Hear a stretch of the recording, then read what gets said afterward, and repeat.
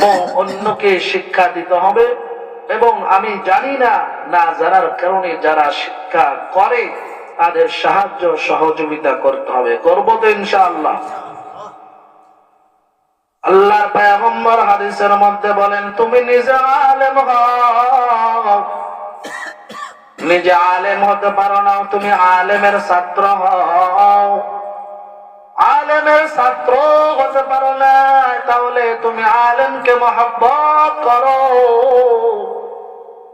3 নম্বর, এই 4 নম্বর কিন্তু তুমি হয় না। 3 নম্বর অন্তত প্রথম নম্বর নাও থাকতে পারো, দ্বিতীয় নম্বর নাও থাকতে পারো, তৃতীয় নম্বরে থাকবা, কিন্তু চতুর্থ নম্বরে তুমি থাকবা না। পয়গম্বর বললেন, নিজে আলেম হও অথবা আলেমের ছাত্র হও, না হয় আলেম যারা হয়েছে তাদের সাহায্য সহযোগিতা করো, সম্মান মর্যাদা তাদেরকে দাও। চতুর্থ নম্বর হয়েও না, আলেম বিদ্বেষী হয়েও না, আলেমের সাথে খারাপ ব্যবহার করো না, না হয় তোমার জন্য ধ্বংস আর ধ্বংস। তাহলে আমরা যারা ইলমে দ্বীন শিক্ষা করতে পারি নাই, কমস কম আমাদের 3 নম্বরে থাকতে হবে। আলেমের সম্মান মর্যাদা করতে হবে, আলেমদেরকে সাহায্য সহযোগিতা যেভাবে করা দরকার করব, তাহলে কাম হবে। আর হাদিস পড়েছিলাম যে মরণের পর আমাদের কবরে 3টা জিনিস ছাড়া কবরে কিছুই যাবে না। 1 নম্বর হাদিসে বলা হয়েছে সদকায়ে জারিয়া। আর সদকায়ে জারিয়া বলা হয়, সদকা জারিয়া মনে করুন একজন গরিব মানুষকে দান করলে এটাকে সদকায়ে জারিয়া বলা হবে না।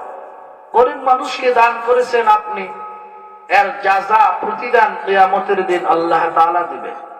সদকায়ে জারিয়া হলো যেমন দ্বীনে ইলমে দ্বীন শিক্ষা করার মার্কাজ, যেমন মাদ্রাসা, এখানে দান করবেন, অথবা আল্লাহর ঘর তৈরি করে দিবেন মসজিদ, অথবা আপনি এমন একটা ঘর তৈরি করলেন যেখানে ইলমে দ্বীন শিক্ষা যারা করতে আসে সেখানে রাতকানায় মুসাফির খানা, অথবা রাস্তাঘাট কূপ এগুলো তৈরি করে দিবেন, তাহলে সদকায়ে জারিয়া হবে। অন্যথায় যেগুলো দান করি সেগুলো সদকায়ে জারিয়া হবে না। কিন্তু গরিব দুঃখী তাদের তো সাহায্য সহযোগিতা করতে হবে, আর এর জাযা আমরা আল্লাহ তাআলার কাছে পেয়ে যাব।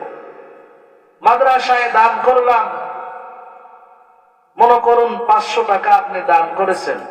এই দান করার কারণে বোর্ডিং এ আপনার টাকাটা বাজার করে তাদেরকে খেয়ে ফেলেছে ছাত্ররা, এর যে বাজার করেছে এগুলো তারা খেয়ে ফেললো।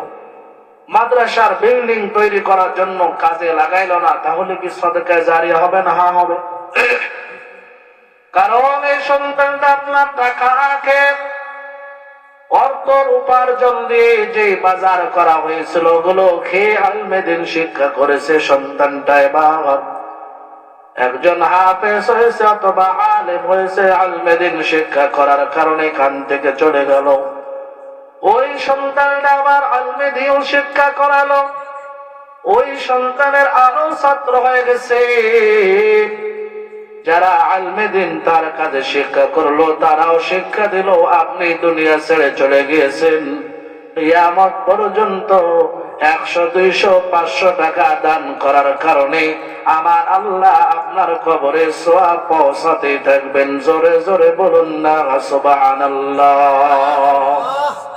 আল্লাহ আল্লাহ क्या मुबारक नाम है, अल्लाह अल्लाह आशिकों का काम है, अल्लाह अल्लाह इस शीरीन स्तनाम शीर शाकर में खुनत जानम तमाम। হে মুসলমান, আল্লাহর গোলামের জন্য বাবাজি ভালো করে শোনেন, ইলমে দ্বীন ছাড়া কোনো উপায় হবে না। কারণ ইলমে দ্বীন শিক্ষা করার পর নামাজ কিভাবে পড়তে হয় সেটা জানতে পারবেন। ইলমে দ্বীন না শিক্ষা করলে নামাজটা সঠিকভাবে কিভাবে পড়তে হয় সেটাও জানা থাকবে না। নামাজ পড়বেন, আল্লাহর ইবাদত করবেন, কিন্তু কেমন ভাবে ইবাদত করতে হলে আল্লাহ কবুল করবে সেটা জানেন না, তাহলে কোনো লাভ হবে না। আর ইলমে দ্বীন শিক্ষা করলে করি, ইলমে দ্বীন আপনার ভিতরে থাকলে নামাজটা কেমন করে পড়তে হয় সেটাও জানা থাকবে, মানুষের সাথে কেমন করে ব্যবহার করা যায় সেটাও জানা থাকবে।